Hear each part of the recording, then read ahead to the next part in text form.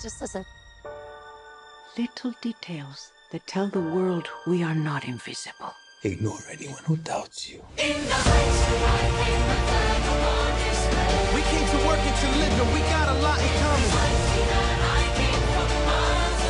DRPR, we are not stopping.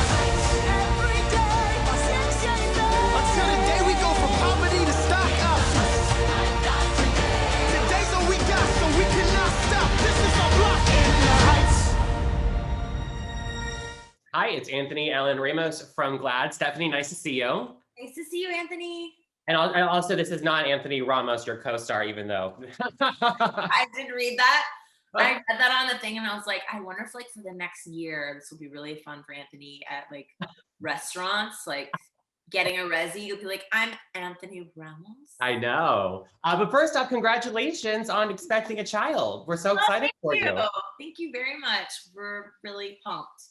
Well, I am so pumped for In the Heights. I love the movie, all the feels. But with your character, I mean, for you, what does it mean to be playing not only a Latinx leading lady who's fabulous, but also someone who's queer in this big screen film?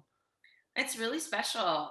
I think one of the things I'm really trying to not take for granted is that it wasn't a necessary change in the script for the film to succeed, I guess, is a way to put it.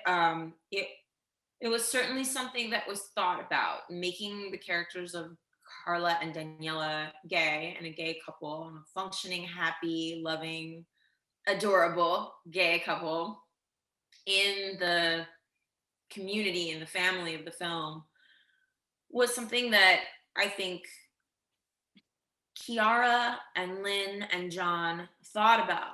And it's layered into the film so subtly and so beautifully that it's almost as if, gee, you know, and this is insert sarcasm here, it's almost like the LGBTQIA community is just, I don't know, everywhere and leading lives and living and enjoying their time on the planet, and that happiness is available for everyone, right? Like that's one of the great things about this film, is that so much of the film is about what is a sueñito, what is a little dream. And for me, growing up as a queer person, one of my little dreams was, am I going to have a happy ending? Am I going to be able to have all the things that I see other people have, a career, a happy life, maybe a happy marriage or a happy partnership, or maybe a happy family, and all of those things were my dreams, and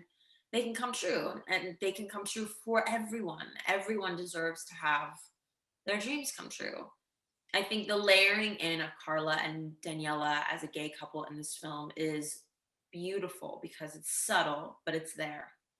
So beautifully said. And like you said, it's subtle, but it's there. And I think about all of the Latinx families and people that will see this film and see Carla and Daniela together.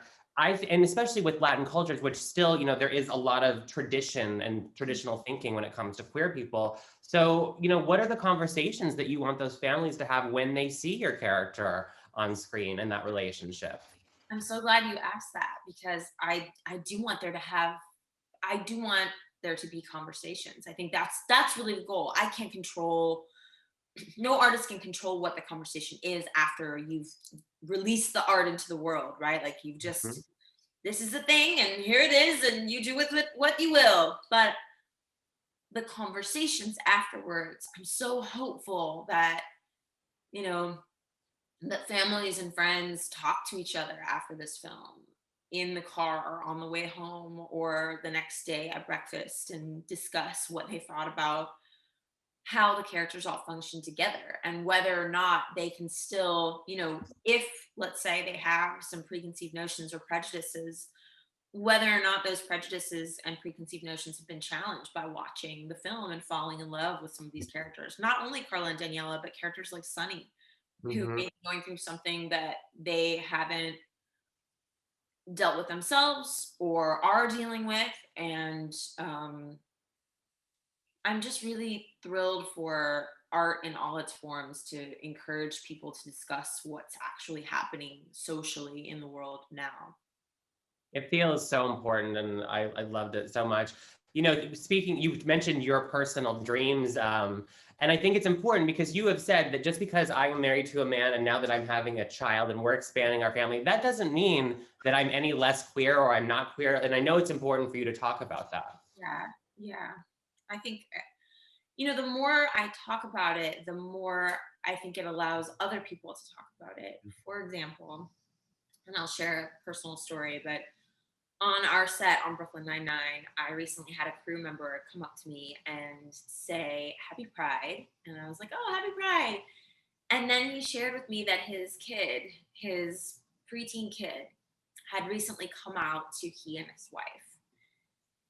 And the reason that she felt comfortable coming out was because of Brooklyn Nine-Nine and shows like ours and characters like ours on TV.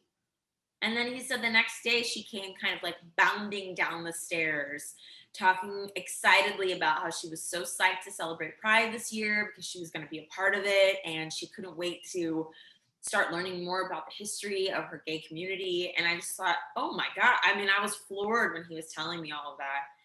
And then he said, thank you so much. Thank you for being who you are and sharing who you are with us and with everyone. And so it's moments like that that I'm like, oh, okay, instinctually it feels like I'm doing the right thing by talking about this. And then I see the proof of it come at me in these very generous conversations with other people where they share that someone in their life also felt free enough to talk about who they are to them, to me, to the world because of something that I might have said or something that I might have been a part of. And that's really special because I certainly didn't feel that way growing up. Well, thank you for sharing that. And that's really, I'm glad what we're all about is representation. And for that young person to see you and your character, I mean, there's so much power behind that. So, and also, but going back to this role, I mean, first off, I love that it's a queer Latinx character, but also it's such a fun character and you're singing and you're dancing and it's just so fabulous. So what was it like to kind of get to do all of that fun stuff in the performance? Because it's definitely different than some of the other stuff you've done. Yeah, it was really awesome. I mean, I think, one of the things I think that happened when reality TV really hit us hard, like when was that, mid-90s, was that I think that we as audiences would watch TV and go, oh, well, that's that character is that person. That's who they are, right? And so fans of Brooklyn are going to be like really surprised to see me in this role, I think, because it's so different than anything they've seen me do on the show. But at my core, I'm an actor, and I like to think of myself as a character actor that like kind of disappears into the characters that I play. And for Carla, it was so fun because she just, to me, shaping her it was so full of joy. I kept talking about how she's so involved and present in the moment that like sometimes she just like doesn't see the forest for the trees. So she doesn't see these like really obvious things that are happening because she's just like, so she's just happy to be there, just happy to be alive, And I loved playing her. I think the dancing and the singing was an incredible challenge personally and professionally. We were there for about a month and a half, just doing sort of like dance boot camp and singing all the time. I was taking lessons in my spare time. I was getting up at like 5 a.m. to practice the dances in the hotel or the what's it called? Like they had us in like company housing, like corporate housing with a big gym and a big mirror. So I would like go down there at 5 a.m. and like practice the steps in front of the mirror. Cause you can't practice when the gym's like popping, right? Like when 6 a.m. rolls around and everyone's like coming to do their like pre-business workouts, you can't be like doing choreography. So I was like in there, but I was in there on the daily because I wanted to be worthy of the gift that had been given me in getting cast in this. And I really wanted to be as ready as I possibly could be when those cameras were rolling. And I think all of us really felt that in our hearts. We felt like we owe it to ourselves. We owe it to all of our families that have come before us. We owe it to everyone that's going to watch this film to be as present and as good as we possibly can be when we shoot these scenes. And we shot Carnival, I think, in a day. One day we shot that beautiful, magical number, and it's one of my favorite numbers in the movie. It's so pure, it's so good, and everyone worked hella hard to make it that way. Well, it's so good. You killed it. Congratulations. In the Heights is lovely. I just love it. And I'm so excited for you and your family. And thanks for sharing everything. And it was so good to see you. Thank you, thank you, thank you.